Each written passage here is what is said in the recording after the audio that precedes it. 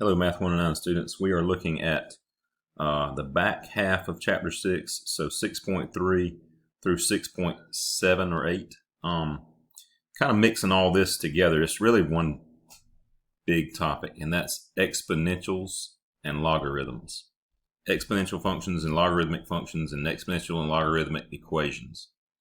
I like to start off this topic, usually in class, by giving the students this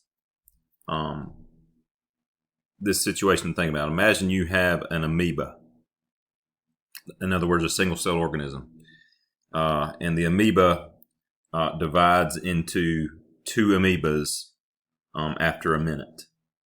And then those two amoebas do the same thing. They each divide into two amoebas after a minute. And then those will do the same thing, and on it goes. This is not exactly real life, but just imagine this scenario. So how many amoebas, let's say if you have, let's let T be in minutes, the input, and let's let A be the number of amoebas. So at time equals 0, so no minutes have passed, how many amoebas are there? There was one amoeba. So then after 1 minute has passed, how many amoebas? There were then two amoebas. So then after two minutes had passed, how many amoebas? There would be 4. What about after three minutes had passed? Those 4 each divided into two amoebas. So then that's 8. After 4 minutes, those 8 all divided into 2. So then that would be 16. Okay, see if you can think of a function that would model these numbers. A function or an equation that would relate A and T to produce these ordered pairs. So usually a few good students, and these would be good answers, but one student might say, well, maybe A is equal to 2t. So every time you have a minute pass by, you multiply it by 2. All right, let's try that. So A of t equals 2t, so A of 0 would be 2 times 0, which would be 0. So that doesn't work for the first ordered pair, so we're already out. But let's try it for the rest. A of 1 would be 2 times 1, which is 2. That works. A of 2 would be 2 times 2, which would be 4. That works. A of 3 would be 2 times 3, which would be 6. That no longer works. A of 4 would be 2 times 4, which is 8. That doesn't work either. So it does work only for 2 of the ordered pairs, but it doesn't get the rest of them. So let's try to think of something else. Another student might say, what about A equals t squared? Let's try that. So A of t equals t squared. So A of 0 would be 0 squared, which would be 0. So again, it doesn't work for the first ordered pair. A of 1 would be 1 squared, which would be 1. So it doesn't work for the second ordered pair. A of 2 would be 2 squared, which would be 4. So it works for that one. A of 3 would be 3 squared, which would be 9. So it doesn't work for that one. So the only ordered pair it does work for is that one. It doesn't work for any of the others. So keep thinking. In fact, there is a function that makes this work, but it's usually hard for students to come up with it because they either haven't seen it before or just aren't very familiar with it. It's called the exponential function. So the one we just looked at, don't do that, you crazy screen. The one we just looked at was t to the second, and that did not work.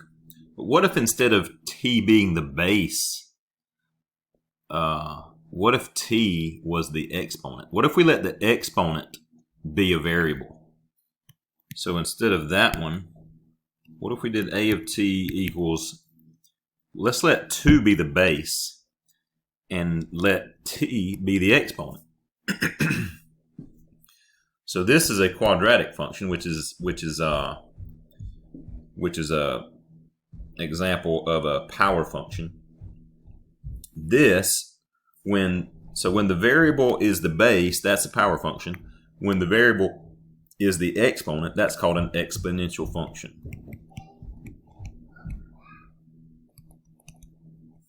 Exponential function.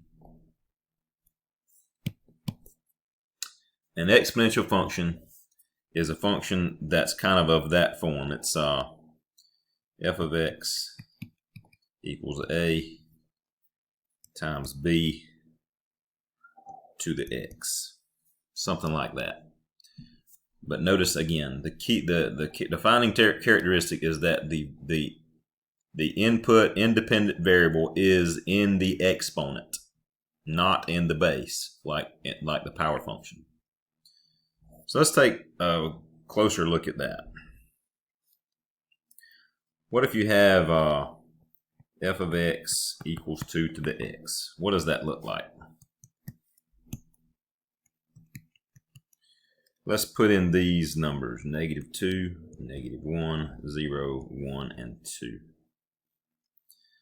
If I put in -2, then that's 2 to the -2, which is the same thing as 1 over 2 to the second. Because if you have a negative exponent, that is really going to send that down to the denominator.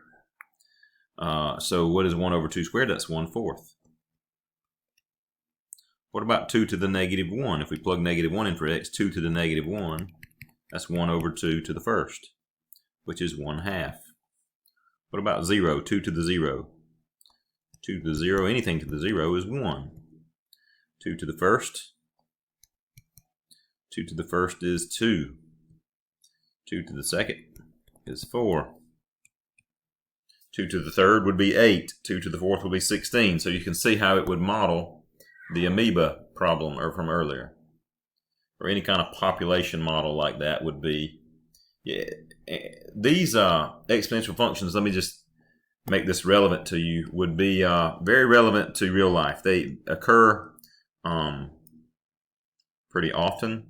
Anytime you're trying to model a population growth or population decay,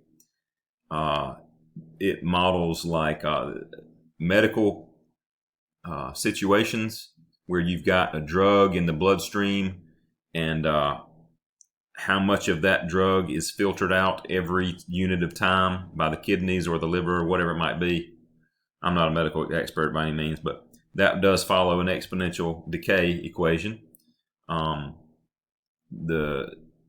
amount of lumber in a forest, the amount of fish in a river or a pond, the population of humans in the United States. Let's see what else. The half-life of materials, like radioactive decay. Money, compounding interest, or compounding interest for investments or for debt. So a lot of good uses for this. Let's see what this looks like on a graph.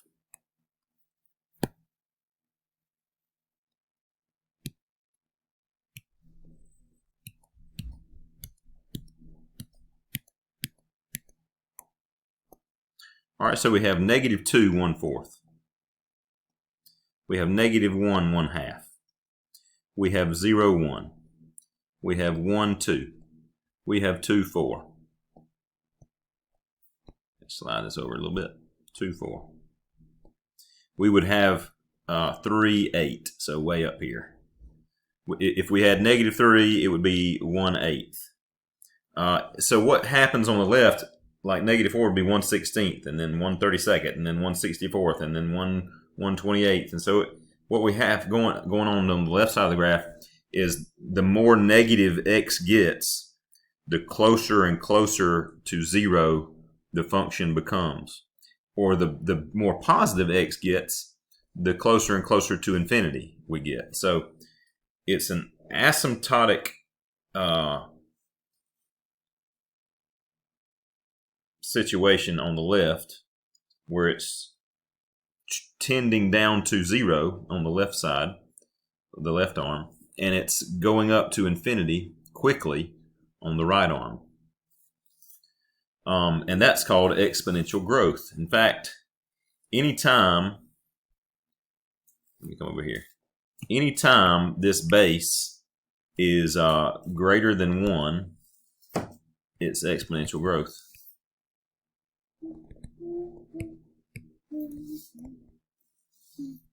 Okay? But what if the base is less than 1? What if it was f of x equals, let's say, 1/2 to the x? What does that look like?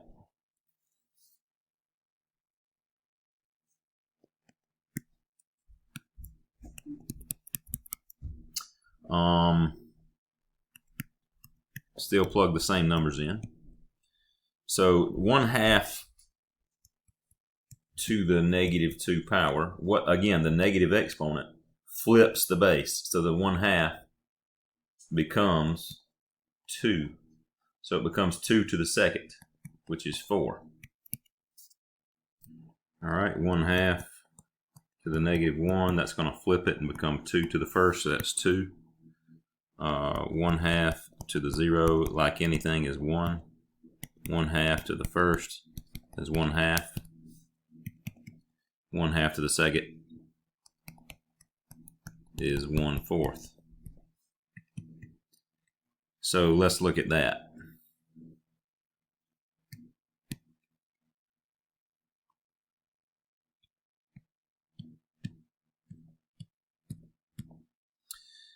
So we have -2, 4 this time. We have -1, 2. Sorry, messed that one up. -1, 2 is right here. We have 0, 1. We have 1, 1/2. We have 2, 1/4, and so on. So on the right arm this time we have an asymptotic situation where it's tending towards 0. The more negative, the more positive x becomes. And on the left arm, we have the situation where we're tending to infinity, the more negative x becomes. So this is called exponential decay. So imagine a situation, so like the exponential growth would be like the amoeba situation. Exponential decay would be a situation something like you have this drug in the bloodstream and the kidneys are filtering out half of that substance from the blood every hour. So let's say you started out with 100, let's say what would be a good one? Let's say we start out, I guess we say 100 milligrams in the bloodstream. Then after an hour, there would only be 50. Then after another hour, there would be 25. Then after another hour, there would be 12.5. And after another hour, it would be 6.25, and so on and so forth. And it would tend towards 0. The more positive the hours become. So that's a situation for exponential decay. So let's go through some of your homework problems from this homework, 6.3 through 6.8. The graph of the exponential function f of x equals a to the x, where a is greater than 0. We just said what that is. That's exponential growth. Has no x-intercept. I want to point something out. Notice it says a is not equal to 1. Let me just go over here real quick. A can't be 1. If a was 1, f of x equals 1 to the x. 1 to any power is just going to be 1. So it's just going to be basically a flat line that would cross the x-axis at 1. And so it wouldn't be exponential growth or decay. It's basically just a linear function. Or just a constant function, I should say. 1 is the only number that base can't be. So let's just read this again, though. The graph, it says a is not equal to 1, but the graph of this exponential function has no x-intercept. Well, let's remember what that looks like. Come on. This thing, remember, it goes up to infinity on the right arm. On the left arm, it's tending towards 0. Like let's put 1,000,000 in there, or negative 1,000,000. It would be 2 to the negative 1,000,000, which would be 1 over 2 to the millionth, which would still not be 0, would it? It would be really, really close to 0, but not 0. In fact, you're never going to get to 0. It's going to get closer and closer to 0 forever. So does it ever touch the x-axis then? It does not. It has no x-intercept in the real numbers. So we would say that is true. It has no x-intercept.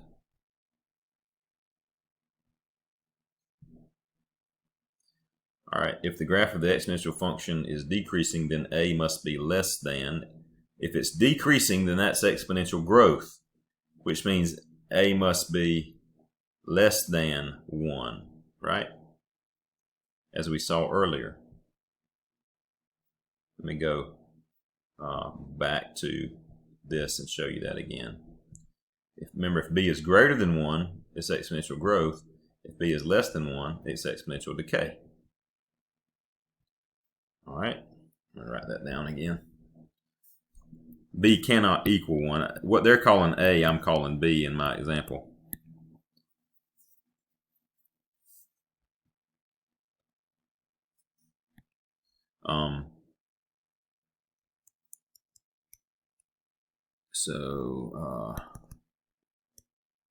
Write that down, okay. Back to the homework problems. The graphs of y equals 3 to the x and y equals 1/3 to the x are identical. That is not true. 3 to the x is exponential growth. 1/3 to the x is exponential decay. They would be symmetrical about the y-axis, but they would not be identical. Let me show you what is identical. Okay. If we said 3 to the negative x or 1/3 to the x, those would be identical because that means the same thing.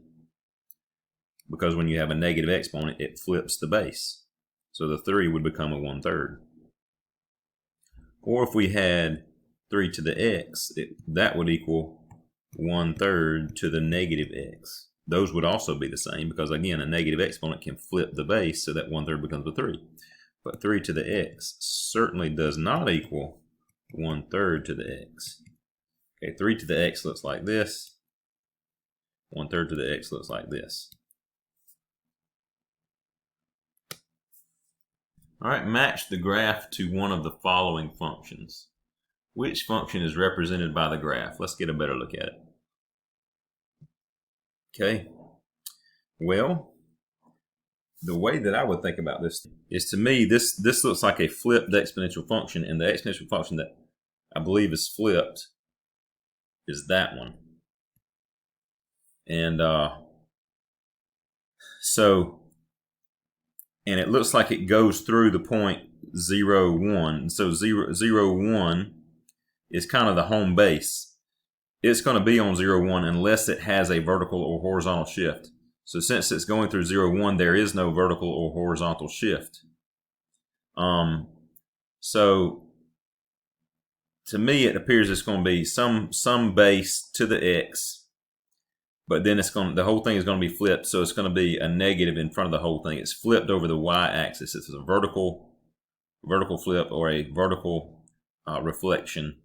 And to get a vertical reflection, that's going to be a negative in front of the whole thing. Hopefully you kind of remember that from our unit on function transformations.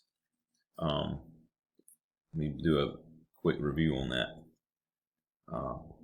If you have a function f of x, you're going to transform it with a times f of bx plus c plus d. And if you remember, the A stretches it vertically or shrinks it vertically, and if A is negative, it flips it vertically. So that's what we have going on here. The number in front of the whole thing has to be negative. The B will stretch it or shrink it horizontally. The B and the C are going to move it, going to shift it horizontally, and the D will shift it vertically. So I'm looking back at my answer choices now. And I'm liking choice C. Choice C looks good.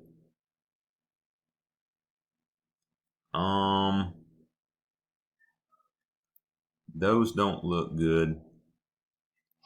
None of that looks good. That's a shift. That don't look good. The only one I like here is choice C. And that is the only correct answer.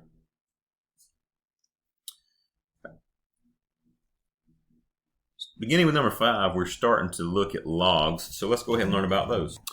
All right, every operation in math needs an inverse operation. It needs something that will go backwards or undo it. Like addition has subtraction, multiplication has division, and vice versa. An exponent has a root. But what about an exponential? So here's the difference, okay? There's an exponent. There's an exponential. That's different. So to get rid of an exponent, that's a 2, you just take a square root. Or to get rid of an exponent, that's a 3, you take a cube root. And that cancels the exponents. But we're not talking about that. We're not talking about an exponent. We're talking about an exponential. Okay, so we need an inverse operation for an exponential. And so what are we going to do? Well, what we did was we basically just made one up. We created one. And we called it a logarithm. So if we have, let's say 2 to the x equals y. Then what we do is we say log base 2 of y equals x. All right, and what that does is it swaps the x and y. That's why we studied inverse functions in the section before we entered into this one. So this reverses the input and the output.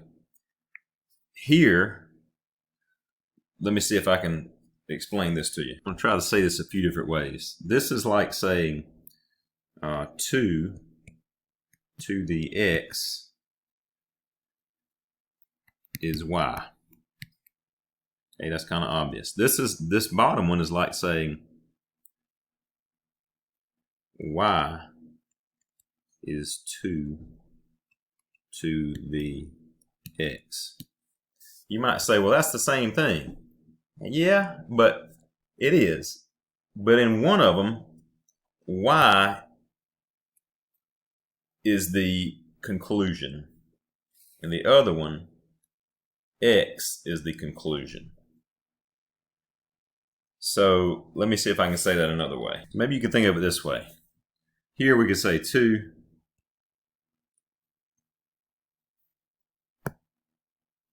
to the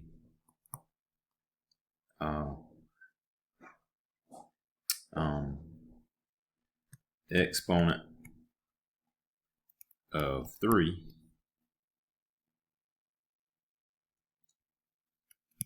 is what? So there's the question on this, which is an exponential. Okay, and the answer is 8. Okay, but on this one, we're asking ourselves, what is the exponent that results in 8? And you really will rewrite that. You won't write it like that. You write it as a log. You say log base 2 of 8 equals what? So that the question mark is the output again. Right here, here the 3 was the input and the 8 was the output. But here, the 8 is the input. Right, 3 was the input here. And the output was 8. Here, 8 is the input. And we're trying to figure out the output. So we'd say, again, we would say, if you think of the word log as meaning exponent, okay, logarithm is an exponent. So when you see the word log, think the exponent on something. You'd say the exponent on 2 that results in 8 is what? So that the answer to that question is the exponent that we're looking for.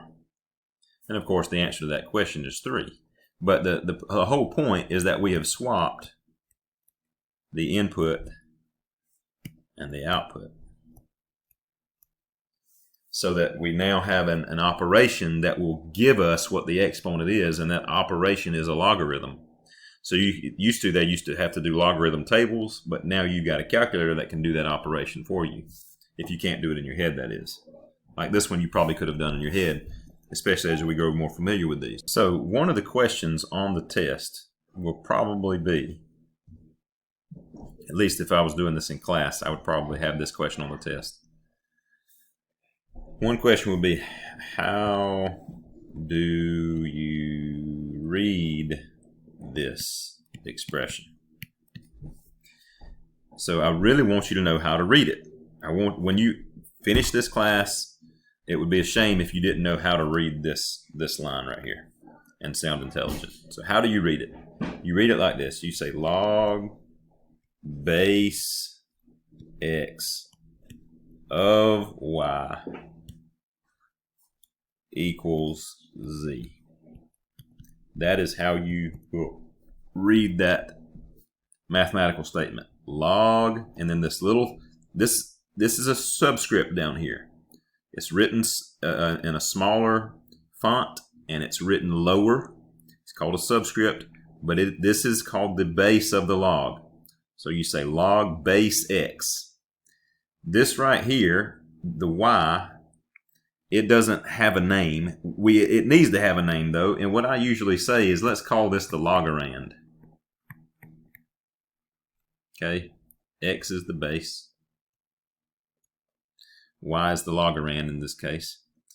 The reason I call it a logarand, I don't really know why. It's just mainly because when you do a radical, whatever's in here is called the radicand. So I figured if we can stick to that same mathematical convention, maybe we just call it the logarand. It definitely needs a name, and I think the mathematical world needs to name it. So I'm going to just start calling it that, and I've been calling it that for years anyway. So log base x of y, make sure you say of, log base x of y equals z. Okay, it shouldn't be hard to do, but you'd be surprised how many students do not read that correctly even after they've been told many times. Okay, but the next question is, that's the first question. The second question is though, how do you think about this?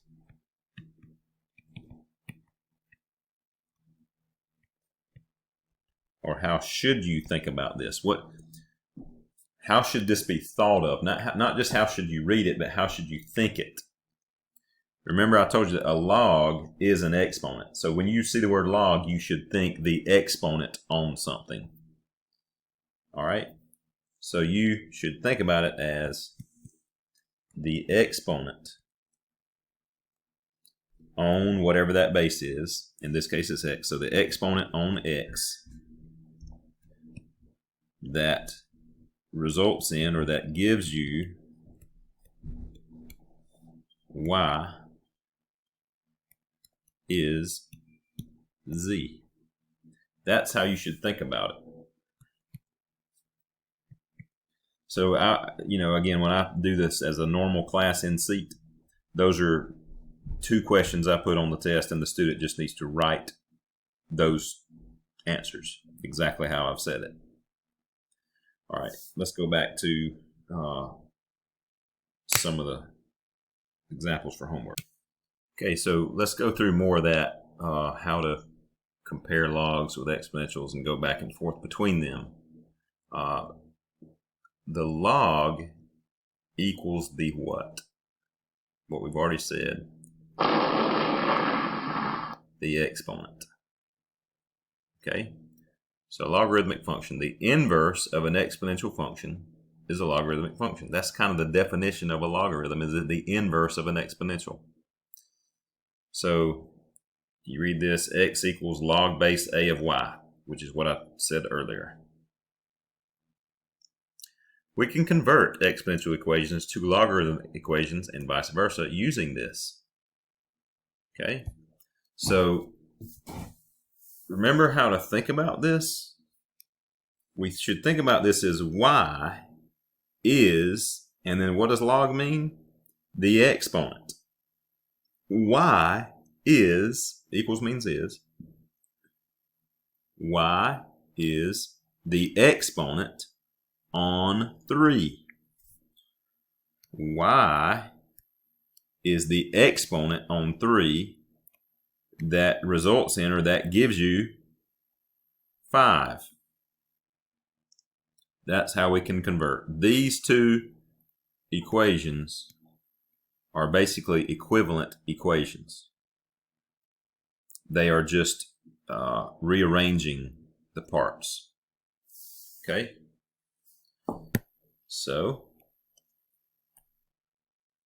that's what we said. Try these next 2 on your own. Pause it and try them. All right. -2 is the exponent on a that gives you 7. -2 is the exponent on a that gives you 7. A is the exponent on b that gives you d. A is the exponent on b that gives you d. That's a bad one. Bunch. All right. Let's see. Here we go. And we can go the other way as well. So this, on the previous examples, we were given log equations and we had to convert them or rewrite them as exponential equations. Now we're given an exponential equation and told to convert or rewrite that thing as a log equation. So I'm going to say log. That means the exponent on something. What is the exponent on? It's on 10. So the base here is 10, and so the base here is going to be 10 as well. 10 is the thing that has the exponent on it, so 10 is the base. So 10 is the base of my log. The exponent on 10 that gives you what? That gives you 1,000 is 3. The log always equals the exponent. 3 is the exponent. That's what is going to be on the other side of the equal sign from the log. Okay. So see if you can do these next 2 on your own. All right. 2 to the x equals 8. That means the exponent on 2, so it's going to be a log base 2 that gives you 8 is equal to x. Or we can say x is the exponent on 2 that gives you 8. So we can rewrite it. We could rewrite it like log base 2 of 8 equals x, which is the same thing as here. It's just flipped on the other side of the equal sign, which is totally fine. It's the same thing, right? But, a equals b is the same thing as saying b equals a. So it doesn't matter if you write the log on the left side of the equal sign or on the right side of the equal sign. So try the last one. log base y of 4 equals -1. All right. Now that we can convert between the two forms, we can simplify logarithmic expressions without a calculator. All right. So we're trying to figure out what log base 2 of 32 is. And so we think to ourselves, the exponent on 2 that gives you 32 is what? In other words, 2 to what power gives me 32? See if you can think of it. 2 times 2 times 2 times 2, that's 16, times one more 2, that's 32. So 2 to the what? 2 to the 5th. So what is the answer to x in that equation? 5. What is the exponent of 3 that gives you 27? So try those next 3 on your own before we do it together. So we're trying to say the exponent on 3 that gives me 27. So 3 to what power is 27? 3 to the 3rd. So x is 3 in that case. The exponent on 4 that gives me 2. That's a tougher one. I don't even know. I don't think we're ready for that one yet. But it's 4 to the 1/2 because it's the square root of 4 that gives you 2. I'll talk more about that in a little bit. The exponent on 3 that gives you 1. 3 to the what power is 1? It's 0, right? Anything to the 0 power is 1. So no matter what that base is, if the logorand is 1, then the evaluation of that log is always going to be 0. All right, let me back out of this and give you some examples that I would like for you to do.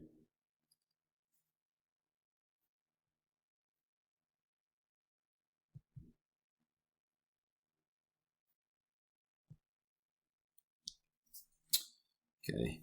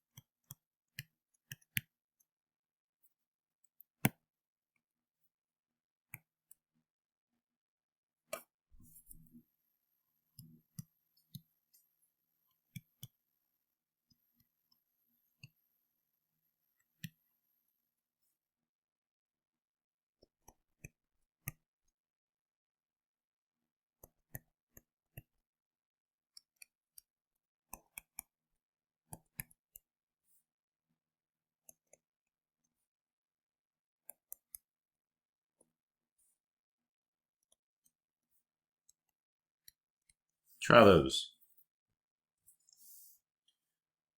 Okay. So log base 3 of 9, we're saying the exponent on 3 that gives you 9, it's 2. Log base 3 of 27, we're saying the exponent on 3 that gives you 27, it's 3. Log base 3 of 1, we're saying the exponent on 3 that gives you 1, and it's 0.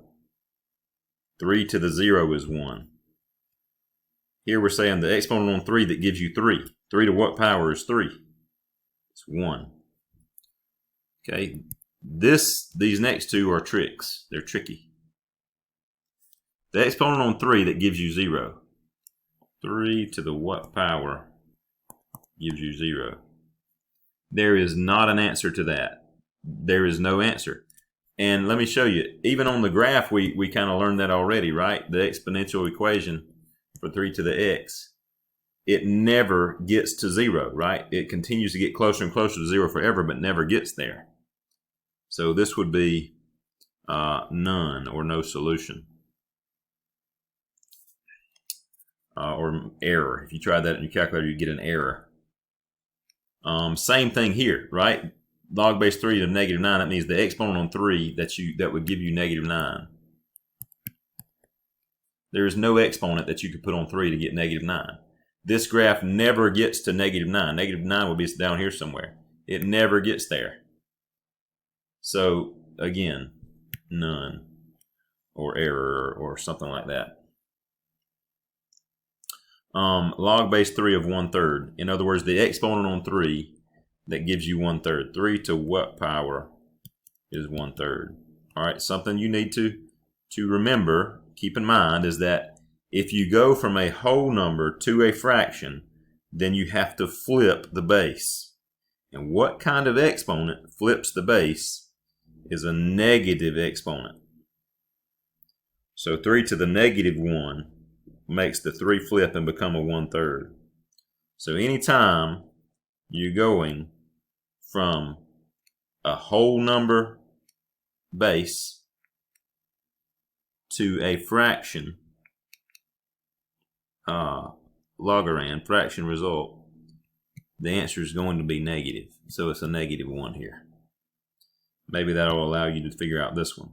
We're going from a whole number base 3 to a fraction result here, 1/9. 3 to the what gives you 1/9. Well, 3 to the second gives you 9. 3 to the -2 will flip it and become 1/9. Same thing here. 3 to the what power gives you 1/27. 3 to the third is 27, so 3 to the -3rd will be 1/27. All right, the next one's a little more tricky. We're a 1/3 and we're becoming a 1/9. So 1/3 to what power gives you 1/9?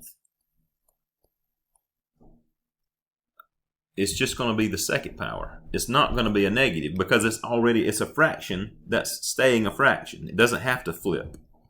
So if it's a fraction base and a fraction logarithm, the answer is probably not going to be negative. So it's just a 2. 1/3 to the second power is 1/9. Here we're a fraction becoming a whole number. So 1/3 to the what is 9. Here, if we're a fraction becoming a whole number, the base has to flip. Like the 1/3 needs to flip and become a 3 to the second. So it's going to be a -2 there. That will make it flip and become a 9. So in summary, if you're a whole number and staying a whole number, then the answer is not negative, it's positive. If you're a fraction and you're staying a fraction, the answer is not negative, it's positive. But if you're a whole number becoming a fraction, or a fraction becoming a whole number, then the answer is going to be negative because it has to flip that base to make that happen. So what do you think the answer is to this one? It's a fraction becoming a whole number. It's -3. Okay, I've got another round of logs to evaluate. Before we do, there's something I need to make sure you understand. I need you to understand that if we do a root of something, like the square root of 4 is 2, or let me do something else. Let's say that the square root of 9 is 3. You can rewrite a root as an exponent. Because roots and exponents are inverses of each other, you can rewrite them as each other in a certain way. Like you can rewrite a square root as a 1/2 power. So 9 to the 1/2 is the same thing as the square root of 9. Because there's an invisible 2 right there as the understood index of that radical, right? When there's no number index written that's understood to be a square root, which means there's an invisible 2 understood right there as the index, and that is 3. That 9 to the 1/2 is 3. So like if we wanted to say the cube root of x, we could rewrite that as x to the 1/3. All you have to do is put the index in the denominator of the exponent, and you can always write a radical as an exponent that way. And we can go further with it. We could, if we wanted, let's say we wanted to do the 5th root of x to the 7th. We can rewrite that as x to the 7 over 5. Okay, the 7 is still the 7th power, but we put the index in the denominator of the exponent. And that's how we can do it. Let's use that knowledge now to do these logs. The exponent on 9, that gives you 3. All right, this time we're a bigger number becoming a smaller number. It's a 9 becoming a 3. So if it's a bigger number becoming a smaller number, think of it as a root before you think of it as an exponent. Think of it as a root or a radical. What root of 9 gives you 3? It's a square root. How do you write a square root as an exponent? 1/2. So the exponent that you put on 9 that would give you 3 would be 1/2.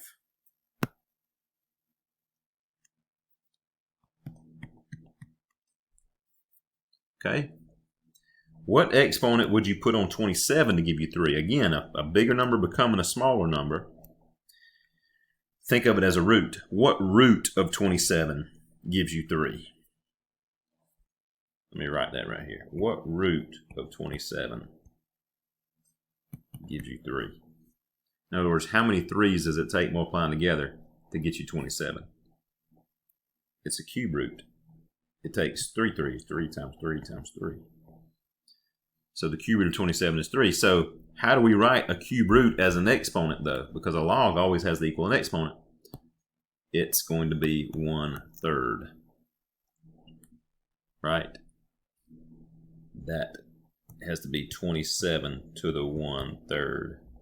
Because that 3 is the index of the radical. So it has to become the denominator of the exponent. Okay, again, we're going from a bigger number to a smaller number.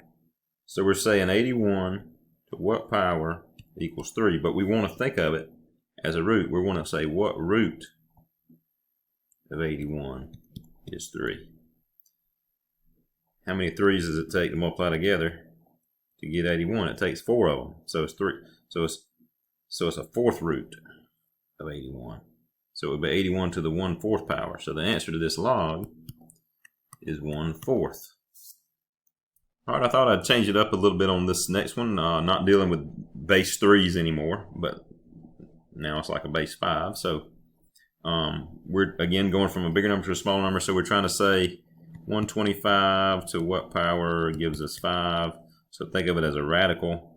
What root of 125 gives us 5? How many 5's multiplying together gives you 125? 5 times 5 times 5, right? So it's a cube root. So then it's a 1/3 power. So the answer is 1/3. All right. Now, the next few are another level of complexity. We're not necessarily going from a bigger number to a smaller number, though sometimes we are. But we're going from a 9 to a 27, and it's like what exponent or what root of 9 could give us 27, and there's not a direct route to get there. Like there's no root of 9 that would give you 27, and no power of 9 would give you 27 either. When that's the case, though, you need to think to yourself, what is the common root between 9 and 27? What root do they have in common?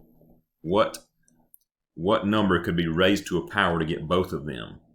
And the answer is 3. So here's how you should think about it. Think about it as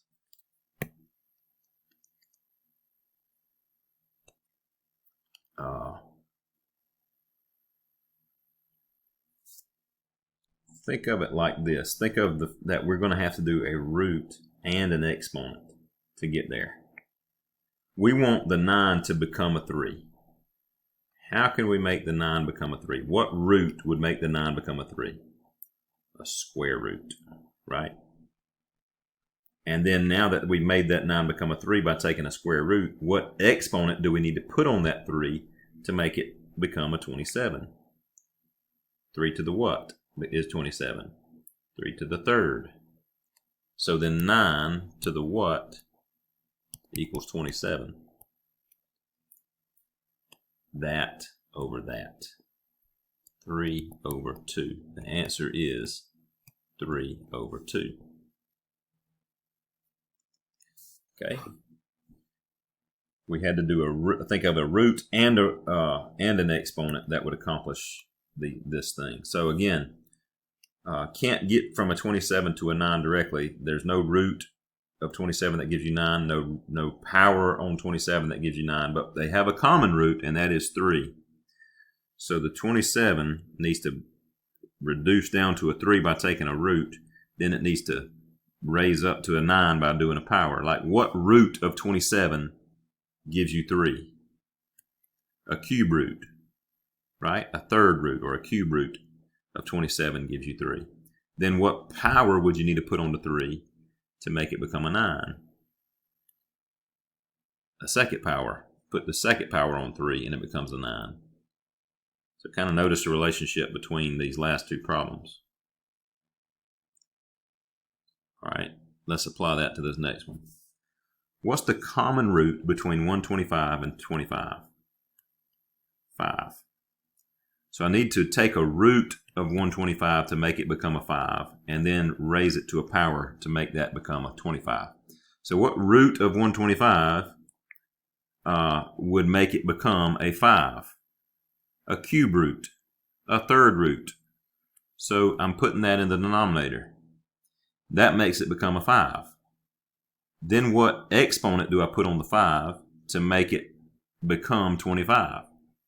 A 2. 5 to the second is 25. So I put the 2 in the numerator. Okay. Similar here. 81 and 27, what's the common root? The common root is 3. So what root of 81 do I take to make it become a 3? A fourth root. The fourth root of 81 is 3. So I got to take a fourth root, so that's going in the denominator. Then I raise it to what power? Raise the 3 to what power to make it become a 27? I raise it to the third power to make it become 27. So that goes in the numerator. And then one more thing to think about is it's a whole number becoming a fraction. Therefore, it's got to flip, so the answer needs to be negative. So that's kind of everything being thrown at you at once in that problem. All right, what about this one? All right, again, the common root is 3. So what root do I take of 27 to make it become 3? A cube root. And then I need to raise, that makes it become 3. Then I need to raise 3 to a power to make it become 81. 3 to what power is 81? 4. So 4 goes in the numerator.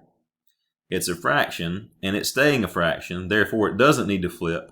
So the answer is not going to be negative in that case. All right, I'm going to erase this to give myself a little more room on the next problem. The next two problems look very complicated, but they are actually very easy. Hopefully, I can explain it to you, and you'll think it's easy. All right, I'm taking a breath. Think about what this means. What does log mean?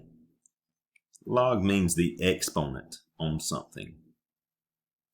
So let's look at this problem. The exponent on 3. That gives you 3 with an exponent of 4.7. Some of you already know the answer. You've already heard the answer in the question because the answer is in the question. We're trying to say the exponent on 3. That gives you 3 with an exponent of 4.7. What's the answer? 4.7. 3 to the 4.7 is 3 to the 4.7. So this is 4.7. The answer is in the question. Another way you can think about it is that a log base 3 and an exponential base 3 are inverses. They cancel each other out. So you're just left with the exponent. Same concept going on in this last one. The exponent on the square root of 5 that gives you the square root of 5 with an exponent of 4x is what? it is 4x. Or again, you could think of the log base root 5 and the exponential base root 5 cancel each other out, and you're just left with the 4x. All right, that's probably enough torture of going over how to evaluate logs with your brain, and that's awesome. But I can show you how to do these in the calculator as well, and you're probably going to be like, wow, that's really easy. Why don't you show us that first? Well, I want you to use your brain. You need to be able to think what's going on with these logarithms, and this is a good exercise about how to do this. Also, one more thing. This is not a 6G. It's just bad handwriting. I always kind of mix up my L and my O so that when the L and the O is written close together, it looks like a L. I mean, it looks like a 6. But just keep that in mind. This is just the word log. Okay, so log base 125 of 25. Let me show you how to do that in your calculator.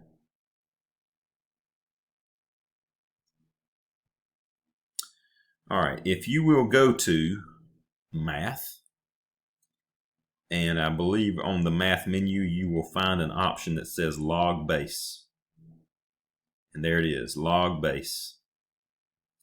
And then you're able to type in a base, and you're able to type in a logarithm. So if we want to do log base, what was I doing? 125 of 25, log base 125. So put 125 in the base of 25. So you click over and put the 25 there in the parentheses, and it will tell you the answer. And the answer is 0.6 repeating.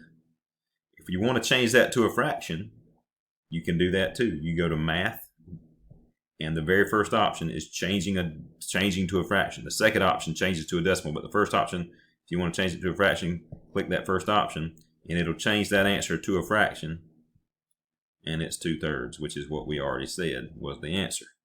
So that's how you can do a log base anything really nice and easy in your calculator. Let me show you one more thing on this video. There are a couple of special numbers that we need to deal with exponentials and logs.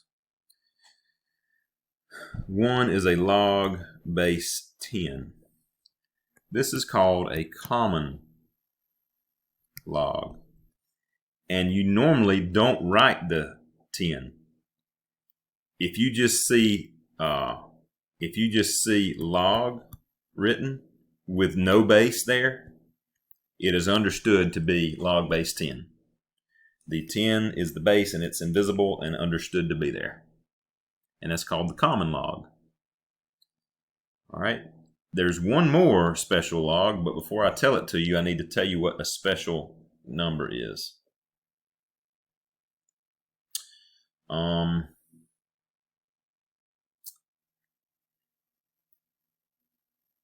Let's do the limit as n approaches infinity of 1 plus 1 over n to the n power as n approaches infinity. So I would, if I had you in class, I would say let these 5 students do 1 plus 1 over 99 to the 99th.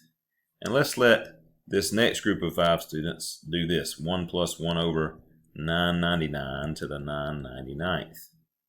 And let's let this other group of students do 1 plus 1 over 9999 to the 9999. And you kind of get where this is going. We're making that number get bigger and bigger. I'm just going to go ahead and do this and show you kind of the conclusion. Let me do this in the calculator. 1, parentheses, 1 plus 1 over 999,999 raised to the 999,999. If I did that right, 2.71828 blah blah blah. So this is approximately equal to 2.718. And this one, you would find out, would also be approximately equal to 2.718. But the numbers down here would be different. And so the higher you get, in fact, the more digits get fixed, and it only changes numbers way down here. So the limit as n approaches infinity. So what we're doing is we're adding something infinitely small to 1. 1 over infinity is infinitely small. But then we're raising it to an infinitely large power. And it turns out that when you add something infinitely small to 1 and raise it to an infinitely large power, you get pretty darn close to 2.72. Kind of like pi, it's irrational, which means it goes on forever without falling into a repeating pattern. And so we actually will never know the true value of it, but we know a lot about it. So we just round it off to about 2.72 usually, and we can do a lot of good that way.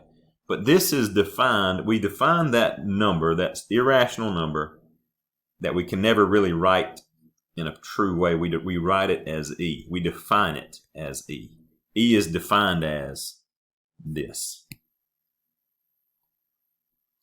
And this is called Euler's number, or Euler's constant, or Euler's number, because this guy named Euler came up with it. You might say, well, that don't say Euler, that says Euler. Well, it's because you're from the same place I'm from. But he's not from where we're from. And they pronounce his name Euler. I think he was from France, but I could be mistaken. This is also known as AKA the natural number. The reason it's called the natural number is because it occurs in so many places in nature, in the natural world. You'll use this base E in many of the real world applications that this is applicable to, like the yield of a forest, or the population of bacteria, or something, medicine in a bloodstream, whatever it might be. The number E occurs very often. In fact, the number E, also like pi, shows up in some strange places that you would never expect. It actually shows up in statistics on the normal curve. And the normal curve, the equation for it actually has E and pi in there both together. And it's like, what are y'all doing there? Y'all shouldn't have anything to do with this, but there they are. Math is amazing and crazy and awesome. So, but what I was getting at was that there's another special log besides the common log, okay, and it's called ln. Ln it's a log with an understood base E on it, but you don't write log base E. You just write ln. Ln means natural log, because it's got the natural number as its base. You might say, well, why isn't it NL instead of LN? Well, it's because in many languages the adjective comes after the noun instead of before it. So it's like log natural, right? Or something like that, instead of natural log. So it's ln. So you won't see log base E, you'll see ln, and you need to know what ln means. It means log base E. And you won't see log base 10. A lot of times you'll see just log, and you need to know what that means. That means log base 10. So let's do a couple of examples to make sure we reinforce that. What is log of 100? And what is ln of E to the 2.5x? What is log 100? Well, if you can just remember that this means that there's an understood 10 here, then it's the exponent on 10 that gives you 100? What exponent on 10 gives you 100? 2. Right? 10 to the second gives us 100. Here you have to remember that there's an understood base e.